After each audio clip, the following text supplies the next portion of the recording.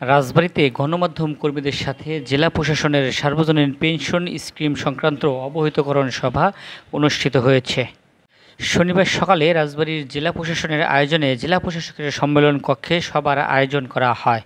রাজবাড়ীর জেলা প্রশাসক আবু কায়সার খানের সভাপতিত্বে রাজবাড়ীর প্রেসক্লাবের সভাপতি অ্যাডভোকেট খান মোহাম্মদ জহুরুল হক, সাধারণ সম্পাদক খন্দকার আব্দুল মতিন, সহসভাপতি আবু মুসা বিশ্বাস, কাজী আব্দুল কুদ্দুস বাবু, এম মনিরুজ্জামান, যুগ্ম সাধারণ সম্পাদক জাহাঙ্গীর হোসেন প্রমুখ বক্তৃতা করেন।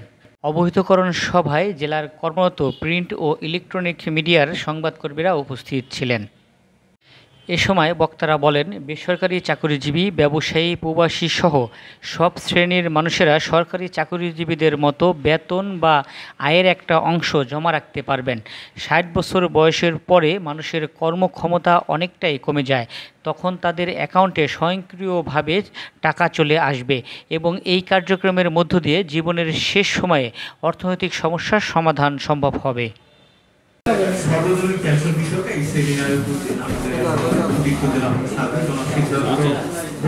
আমাদের সম্মানিত রাজবাড়ী প্রেস ক্লাবের সভাপতি সাধারণ সম্পাদক মহোদয় সহ আমাদের প্রিন্ট এবং ইলেকট্রনিক মিডিয়া সাংবাদিকবৃন্দ, আসসালামু আলাইকুম। প্রথমে আসলে আমি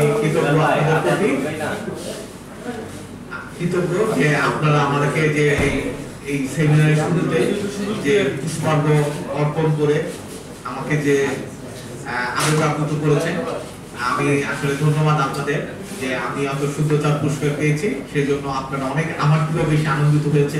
আপনারা যারা গণমাধ্যম কর্মী সহ রাজবাড়ীবাসী সবাই ফোন করে বিভিন্নভাবে আপনারা পত্রিকায় নিউজ ছাপিয়ে আজকে ফুল দিয়ে আমাকে অভিনন্দন করলেন। এই কৃতিত্বের ভাগ আসলে আপনাদের সবাই, রাজবাড়ীর সকল জনপ্রতিনিধিবৃন্দ, সকল সুধী সমাজের ব্যক্তিবর্গ এবং বিশেষ করে আমার সাংবাদিক বন্ধুরা যারা আমাকে জেলা প্রশাসকের গুরু দায়িত্ব পালন করতে যে সর্বতভাবে প্রতি মুহূর্তে আপনারা সহযোগিতা করছেন।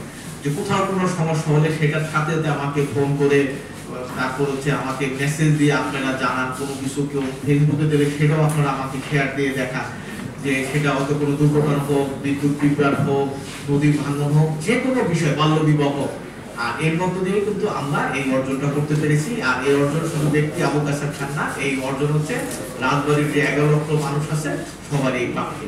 আমি এই আমার শুদ্ধতার পুরস্কারটা আমি সকলের উদ্দেশ্যে উৎসর্গ করলাম।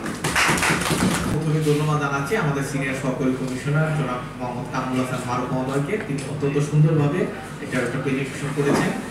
আমাদের যারা আমাদের রাজবাড়ী প্রেস ক্লাবের সভাপতি, সাধারণ সম্পাদক সহ সকল সাংবাদিক নেতৃবর্গ এবং আমাদের যারা সাংবাদিক বন্ধুরা এখানে উপস্থিত হয়ে প্রাণবন্ত আলোচনা করেছেন, আমি প্রত্যেকটি প্রশ্ন এনজয় করেছি এই সেন্সে যে আসলে আপনারা আগ্রহী।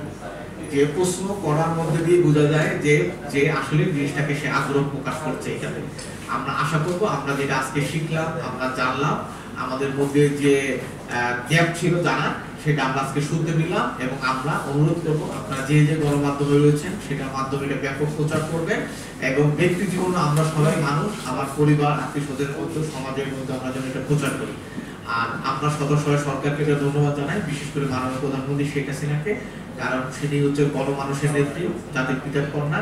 তিনি প্রত্যেকটা মানুষকে নিয়ে দেশকে এগোতে যাচ্ছেন যে আমাদের যেন কোনো মানুষ যেন পিছনে পড়ে না থাকে, এটাই হচ্ছে মাননীয় প্রধানমন্ত্রী শেখ হাসিনার উদ্দেশ্য।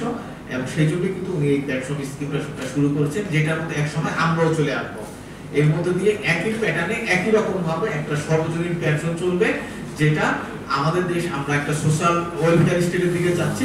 যখন একজন মানুষ সে যখন 60 বছরের বয়স পরে আমাদের এখনকার হিসাবে কর্মক্ষম থাকবে না, বা তার আয়ু পর্যন্ত কমে যাবে বা থাকবে না, সে যেন তার সন্তান বা অন্য কারো উপর মুখাপেক্ষি না হয়ে সে যেন নিজেরটা নিজে চলতে পারে, ভরণ পোষণ হোক আর চিকিৎসা হোক, সেটা চিন্তা করে কিন্তু রাষ্ট্র এই ব্যবস্থাটা করেছে।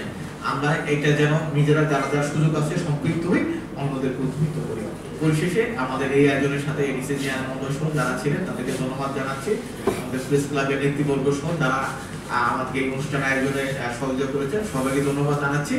আর যারা উপস্থিত হয়ে আমাদের এই সেমিনারকে প্রাণবন্ত করেছেন তাদেরকে সবাইকে ধন্যবাদ জানিয়ে আমরা এই সেমিনারে এখনই সমাপ্তি ঘোষণা করছি।